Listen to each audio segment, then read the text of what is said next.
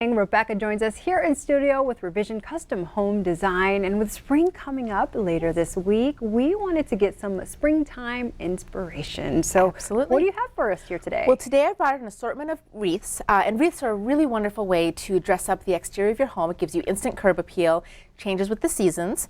Of course, last year we didn't have seasons, so I left my spring wreath up all year, but you know, what do you do? Yeah. So I wanted to bring a few here that are really easy to make. Anyone can craft, anyone can make something like this. And these are a combination of made from scratch and store-bought and some kind of in between. So I'll show you a few different ones that I have here. This one here is a store-bought dogwood wreath. You can find them everywhere because dogwood is one of those signs of spring that everyone knows. Right. And then all I did is just weave in a couple different ribbons. Gotcha. And then that just ties in those extra colors of spring. And so it's a little different than what everyone else is going to have.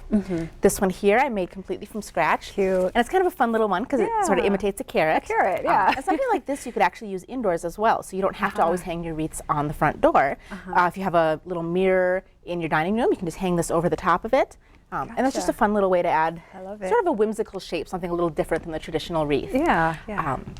This one here is a store-bought, just a grapevine wreath. Added the ribbon again, and then did a fun little project with my glue gun where I just took the twine. Oh, you did that yourself? Yeah. Okay. Yeah, wrapped that around. Only got burnt once. Yeah, I can see the Easter eggs under there now. Absolutely, yeah. Totally. But it's just, that's one that you can even have the kids help with if they're a little older.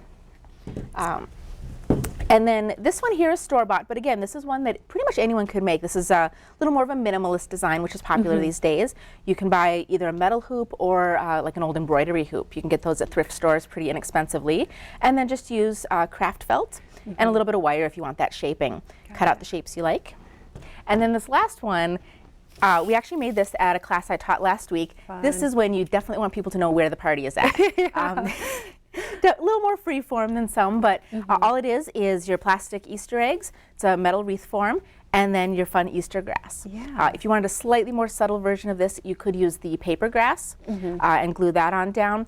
And you could even spray paint the eggs to the different colors that you want. Right. So if you wanted more of like the robin's egg color, you could spray paint that and then use a toothbrush with little brown paint and get your little speckles on there. Oh, yeah. So there's a lot of different ways you can change up the color combinations for the look of your home and the look that you want. And it's all just glued on. Yep, exactly. Hot glue gun is my best friend. Yeah, I love it. All right. Yeah. So if anyone has any questions, they want to reach out to you, or even they might be interested in some upcoming classes that you have, how do they go about doing that? So the easiest place to look is on my Facebook page, Revision Custom Home Design on Facebook, and there's an events tab that lists out all my classes. Great. They are the second Tuesday of every month. Some months we do a craft, other months we talk about different design topics. So it's a great way to learn about using your own personality in your home. Yeah. All right, Rebecca, thank you so much for being here with us and all the great ideas. Thank you for having me. Appreciate it.